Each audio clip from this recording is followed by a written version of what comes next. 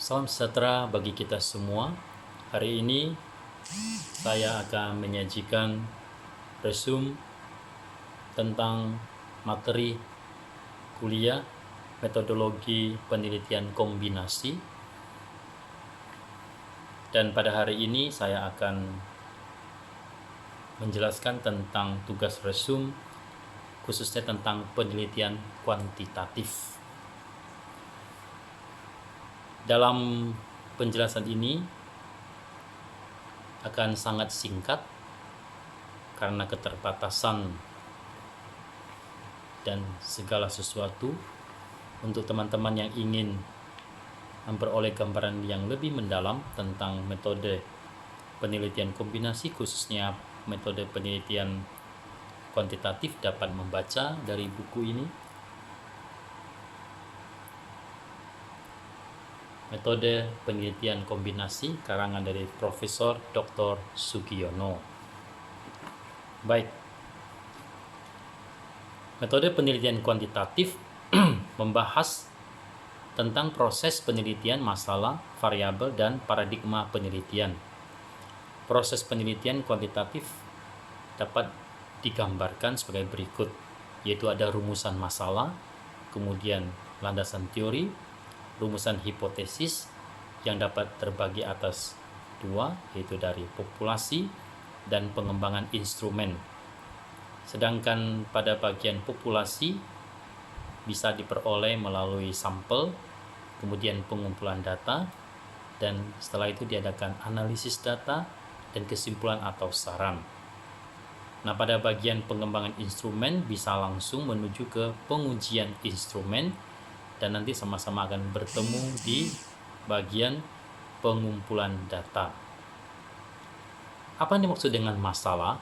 Masalah itu adalah setiap penelitian yang akan dilakukan harus selalu berangkat dari masalah. Meskipun memilih masalah, penelitian tidaklah gampang. Masalah itu dapat diartikan sebagai penyimpangan antara yang seharusnya dengan apa yang benar-benar terjadi.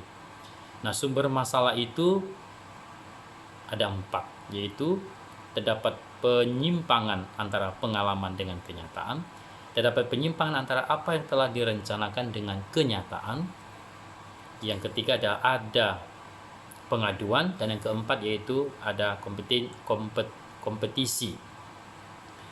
Apa itu rumusan masalah? Rumusan masalah berbeda dengan masalah, karena rumusan masalah adalah suatu pertanyaan yang akan dicarikan jawabannya melalui pengumpulan data. Kemudian kita masuk ke bentuk-bentuk rumusan masalah penelitian. Ada 4 rumusan masalah penelitian, yaitu rumusan masalah deskriptif, rumusan masalah komparatif, rumusan masalah asosiatif, dan rumusan masalah komparatif asosiatif.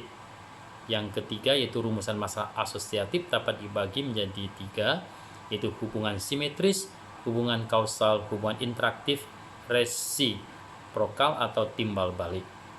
Sedangkan variabel penelitian, yang pertama, variabel penelitian itu adalah apa yang diteliti. Nah, macam-macam variabel itu bisa terdiri dari 4, yaitu variabel independen, kemudian variabel dependen, variabel moderator, dan variabel intervening. Model hubungan antar variabel. Ada 7 model hubungan antar variabel, yaitu yang pertama model hubungan antar variabel yang sederhana, model sederhana berurutan, model ganda dengan 2 variabel independen, model ganda dengan 3 variabel independen, model hubungan variabel ganda dengan 2 variabel dependen. Yang keenam, model hubungan variabel ganda dengan 2 variabel, yaitu independen dan 2 dependen. Dan terakhir yang nomor 7 adalah model jalur. Berikutnya kita akan melihat tentang bagaimana menemukan masalah. Untuk menemukan masalah dapat dilakukan dengan cara melakukan analisis masalah, yaitu dengan pohon masalah. Itulah bagian dari bab 2, metodologi penelitian kuantitatif. Bab ketiga berbicara tentang landasan teori, kerangka berpikir, dan pengajuan hipotesis. Setelah masalah penelitian dirumuskan, maka langkah kedua dalam proses penelitian kuantitatif adalah mencari teori-teori, konsep-konsep, dan generalisasi hasil penelitian yang dapat dijadikan sebagai landasan teoritis untuk pelaksanaan penelitian. Secara umum, teori mempunyai 3 fungsi, yaitu menjelaskan, meramalkan, dan pengendalian. Kemudian ada tingkatan dan fokus dari teori. Tingkatan teori ada 3, yaitu mikro, meso, dan makro. Sedangkan fokus teori dibedakan menjadi 3 juga, yaitu teori substantif, teori formal, dan middle range teori. Sebetulnya apa kegunaan teori dalam penelitian? Dalam penelitian kuantitatif, teori yang digunakan harus sudah jelas, karena teori akan berfungsi untuk memperjelas masalah yang diteliti sebagai dasar untuk merumuskan hipotesis dan sebagai referensi untuk menyusun instrumen penelitian. Sedangkan deskripsi teori dalam suatu penelitian merupakan uraian sistematis tentang teori dan hasil-hasil penelitian yang relevan dengan variabel yang diteliti. Deskripsi teori paling tidak berisi tentang penjelasan terhadap variabel-variabel yang diteliti. Nah, kerangka berpikir yang baik akan menjelaskan secara teoritis pertautan antara variabel yang akan diteliti. Yang pertama yaitu menetapkan variabel yang diteliti. Yang kedua, membaca buku dan hasil penelitian, deskripsi teori dan hasil penelitian. Yang keempat, analisis kritis terhadap teori dan hasil penelitian. Yang kelima adalah analisis komparatif terhadap teori dan hasil penelitian. Keenam, sintesa atau kesimpulan. Yang ketujuh adalah kerangka berpikir. Yang kedelapan yaitu hipotesis. Hipotesis itu apa sih? Hipotesis itu merupakan jawaban sementara terhadap rumusan masalah penelitian, di mana rumusan masalah penelitian telah dinyatakan dalam bentuk kalimat pertanyaan. Nah, terdapat 2 macam hipotesis penelitian, yaitu hipotesis kerja dan hipotesis nol. Hipotesis kerja dinyatakan dalam kalimat positif, dan hipotesis nol dinyatakan dalam kalimat negatif. Ada 3 bentuk-bentuk hipotesis, yaitu hipotesis deskriptif, hipotesis komparatif, dan hipotesis asosiatif. Paradigma penelitian, rumusan masalah, dan hipotesis itu dapat terbagi menjadi 4 bagian, yaitu judul penelitian, paradigma penelitian, rumus masalah, dan rumusan hipotesis penelitian. Itulah bagian bab 3 tentang teori dan kerangka berpikir serta pengajuan hipotesis. Bab 4 dari buku metodologi penelitian, khususnya penelitian kombinasi ini, adalah berbicara tentang metode penelitian eksperimen. Metode eksperimen termasuk dalam metode penelitian kuantitatif. Jadi, metode eksperimen itu termasuk dalam metode penelitian kuantitatif dan memiliki ciri khas tersendiri. Nah, beberapa bentuk desain dari eksperimen itu adalah, macam-macam desain eksperimen itu adalah, yaitu ada dibagi 4, pre-eksperimental, lalu true eksperimental, faktorial eksperimental, quasi-eksperimental. Pre-eksperimental bisa dibagi jadi 3, yaitu one shot case study, one group, pre-test, post-test, dan intergroup comparison. Sedangkan true experiment dapat dibagi 2, yaitu post-test only control design dan pre-test control group design. Sedangkan quasi-eksperimental terbagi atas time atau series design dan non-equivalent control group design. Teman-teman, bab kelima itu berbicara soal populasi dan sampel. Setelah kita berbicara tentang metode penelitian, maka sekarang kita mau melihat populasi dan sampel itu. Populasi adalah wilayah generalisasi yang terdiri atas objek atau subjek yang mempunyai kuantitas dan karakteristik tertentu yang ditetapkan oleh peneliti untuk dipelajari dan kemudian ditarik suatu kesimpulan. Sampel adalah bagian dari jumlah dan karakteristik yang dimiliki oleh popularitas tersebut. Bila populasi besar dan peneliti tidak mungkin mempelajari semua yang ada pada populasi, misalnya karena keterbatasan dana, tenaga, waktu, maka dapat menggunakan sampel. Nah, inilah kegunaan sampel. Nah, teknik sampel itu menggunakan teknik pengambilan sampel. Teknik sampling bisa dibagi dua, yaitu probability sampling dan non-probability sampling.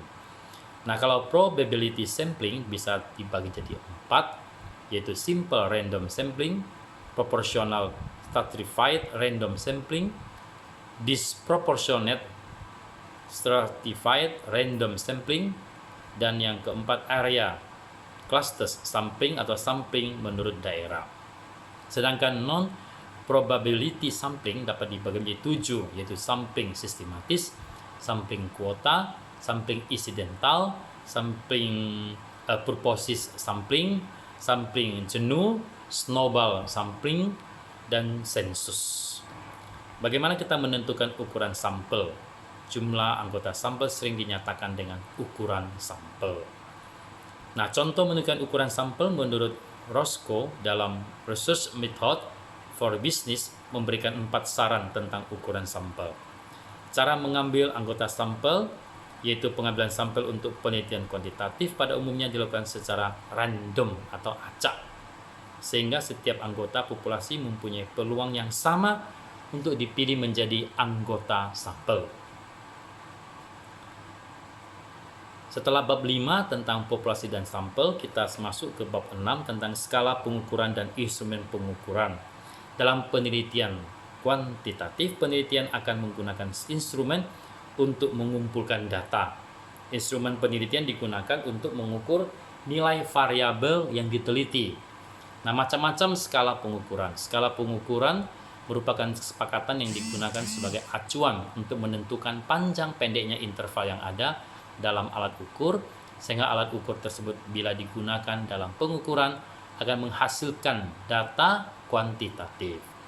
Nah, itu bisa terbagi atas 4, yaitu skala nominal, skala ordinal, skala interval, dan skala rasio. Berbagai skala sikap yang dapat digunakan untuk penelitian administrasi, pendidikan, dan sosial. Misalnya bisa menggunakan skala Likert, skala Goodman, rating scale, atau semantik diferensial. Berikutnya kita akan melihat bagaimana pengujian validitas dan reliabilitas instrumen. Pengujian validitas instrumen bisa terdiri atas 3, yaitu pengujian validitas konstruksi, pengujian validitas isi, dan pengujian validitas eksternal. Kemudian pengujian reliabilitas instrumen dapat dilakukan secara eksternal maupun internal. Secara eksternal, kalau eksternal itu dapat dilakukan dengan tes, retest, ekuivalen, gabungan, dan interval konsistensi. Sedangkan contoh pengujian validitas dan reliabilitas instrumen yaitu bisa pengujian validitas instrumen dan pengujian reliabilitas instrumen.